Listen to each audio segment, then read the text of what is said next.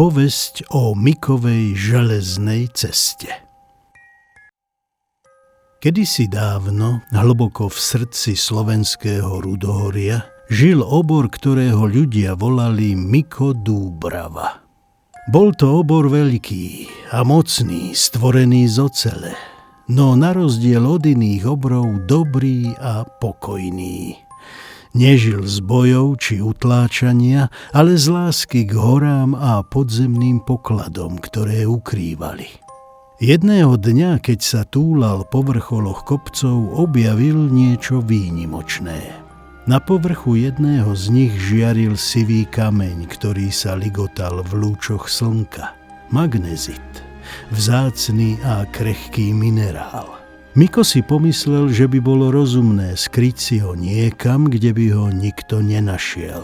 A tak vyrazil svoju vlastnú štôlňu, ktorú nazval Barbora.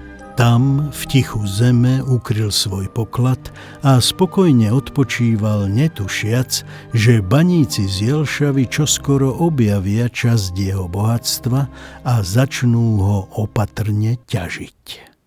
Roky plynuli a Miko sa stále túlal po horách, až jedného dňa dorazil na vrchol Hrádok. Zem tam mala inú farbu, ťažkú a červenú ako hrdza. Keď ju obor rozhrnul svojimi rukami, zablisli sa v nej žily železnej rudy. To je krv hôr, povedal si Miko, železo, z ktorého je ukutá sila sveta. Rozhodol sa, že tento poklad nebude skrývať, ale ochraňovať. V skalách Hrádku začal stavať cestu. Pevné kovové háky a reťaze, po ktorých mohol zostúpiť až do hlbín. Táto cesta mu pomáhala chrániť rudné žily a zároveň sa stávala symbolom spojenia človeka so skalou, odvahy s pokorou.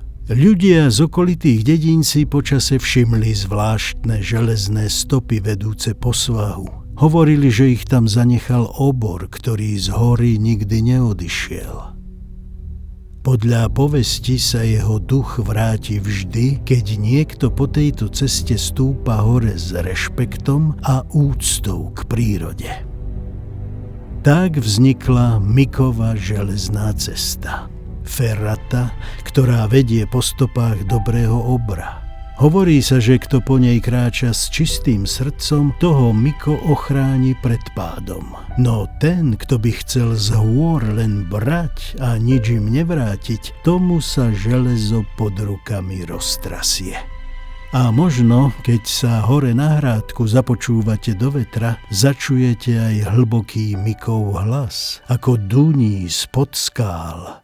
Nezabúdajte, skutočná sila je v srdci, nie v železe. Nezabúdajte.